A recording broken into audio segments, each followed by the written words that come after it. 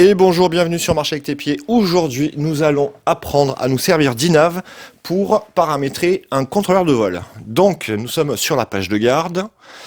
L'AFC est connecté au PC et je clique sur Firmware. Je sélectionne le modèle de FC, la version que je souhaite et je vais sur Load. Une fois qu'il a chargé, je vais sur Flash et vous pouvez voir sur la barre de progression que il va effacer les premières données. Ça peut mettre un certain moment. Là, comme vous pouvez le voir, nous sommes en mode DFU. DFU, c'est un mode de désignalisation de la carte. On va passer en accéléré. Vous pouvez voir que comme c'est est apparu et on peut se connecter. Ici, vous avez un tableau pour incrémenter des valeurs de base en fonction du modèle. Si vous voulez un quad, si vous voulez un avion avec une queue, sans queue, ou une aile volante, ou... Hop, c'est parti. Voilà l'interface comme elle se présente. Donc vous avez plein d'onglets et nous allons les faire les uns après les autres pour ne rien oublier. Quand on bouge la FC, vous voyez que l'avion se déplace dans l'espace. Il a des gyroscopes qui lui permettent de se mouvoir et de se reconnaître dans l'espace. Ici, vous avez les degrés d'inclinaison. Ça peut être agréable pour la précision dans le vol. Et nous commençons avec la calibration. Donc, on clique une première fois ici, on fait sur OK. On vient positionner le contrôleur de vol dans les 6 positions. Et on clique. Et on continue sous les différentes positions. On clique sur OK. Et on n'oublie pas de sauver et de rebooter.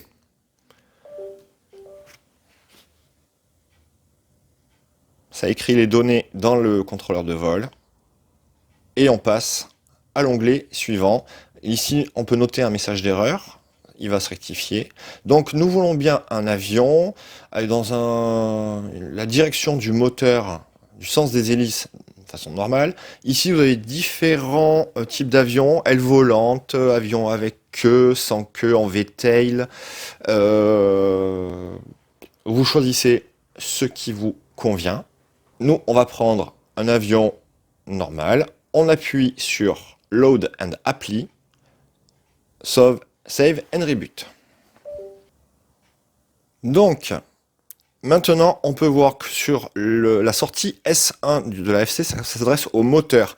S3, S4, S5, S6, ça s'adresse aux 4 cerveaux. Voilà, il a chargé tout seul les commandes de cerveau. On sauve et on reboot. On passe à l'onglet suivant, Output. Alors, très important, voilà le message d'erreur, on va le désactiver ici. Et puis, on va cocher Stop Motor quand les gaz sont en position basse. Ici, vous avez les valeurs de chaque servomoteur. Ici, cette colonne, c'est pour inverser le signal. Très important. Nous allons maintenant dans les ports. Alors, de base, le RX, donc le receveur, est sur l'UART numéro 6. Pour l'instant, on ne change rien. On sauve et on reboot. Nous allons dans Configuration. Alors, en se référant au site Matech, on s'aperçoit que le baromètre est un DSP 310. À côté, dans Voltage Scale, nous allons rentrer la valeur 2100. Dans Current Meter Scale, on va mettre la valeur 150. Dans le tableau,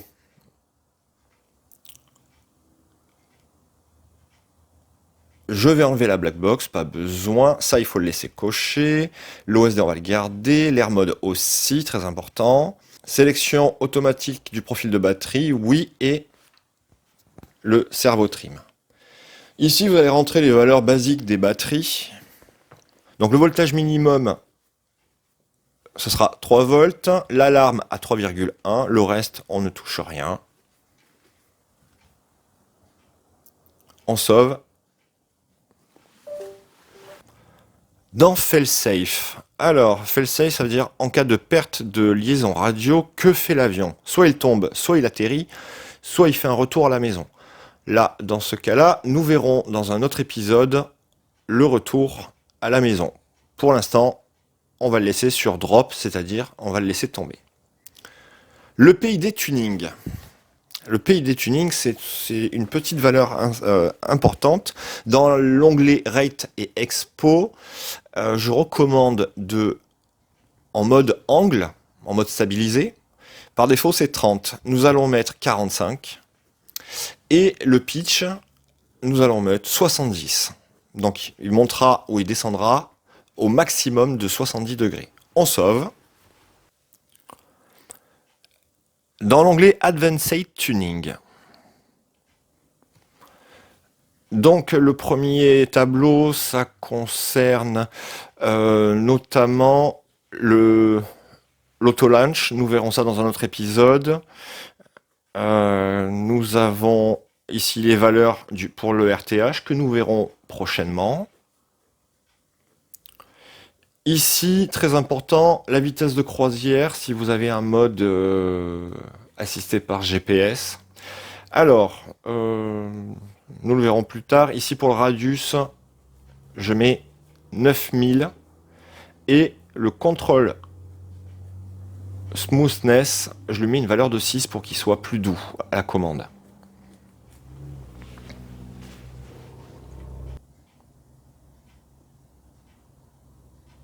La partie receveur. Donc, on s'assure que le channel map correspond à notre radio, que le RSI channel soit sur disable en cas de ELRS et en crossfire. Pour la partie mode, donc l'armement se fera sur le canal numéro 5. Vous prenez une plage suffisante. Nous allons ajouter les modes de vol, donc le mode stabilisé, le mode angle sur le canal 6 que je vais mettre tout en haut du stick. Le mode manuel, toujours sur le canal 6. Et il basculera en mode accro quand l'inter sera au milieu. Le beeper, très important. Le failsafe. User 1 et User 2 commandent les caméras si vous en avez deux qui puissent se connecter sur la FC. Mon canal, c'est le numéro 10. Je mets deux caméras. Donc, j'aurai la première caméra quand le stick est tout en haut. Je mettrai la deuxième caméra quand l'inter sera au milieu. Et je reviens sur la première caméra quand le stick est en bout de course. La partie GPS, que nous verrons dans un prochain épisode. L'onglet OSD. Donc, c'est les données qui sont incrémentées sur votre image. Donc, tout est modifiable. On peut enlever, ajouter ou déplacer les informations. La première chose à faire, c'est de cliquer sur Font Manager pour télécharger les polices. Il faut patienter quelques secondes. Et c'est parti. Donc, nous allons sélectionner les parties que nous voulons faire apparaître sur notre écran. Donc, le RSSI, la tension de batterie, la tension par cellule, la position des gaz, le mode de vol. On peut ajouter aussi, si vous le souhaitez, le logo du pilote, pourquoi pas, les messages d'erreur, ou du moins les messages du système. Ici, vous avez la position du cerveau en cas de panoramique. Nous allons cocher l'altitude, le vario numérique. Je préfère ici le flight time. On prend l'horizon artificiel, le cross-air. Ça, on va le laisser. On peut commencer à positionner. Alors après, chacun a ses habitudes. Voilà, le temps de vol en bas. Le mode de vol. Petit rappel. la consommation en milliampères,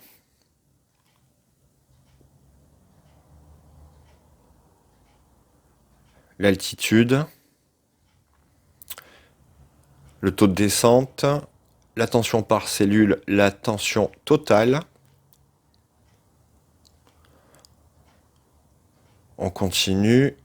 Ici, on va mettre le niveau de puissance de la radio.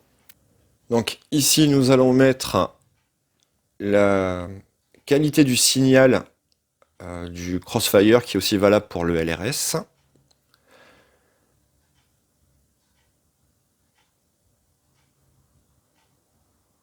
Et les milliwatts de la radio. Ici, la puissance de VTX.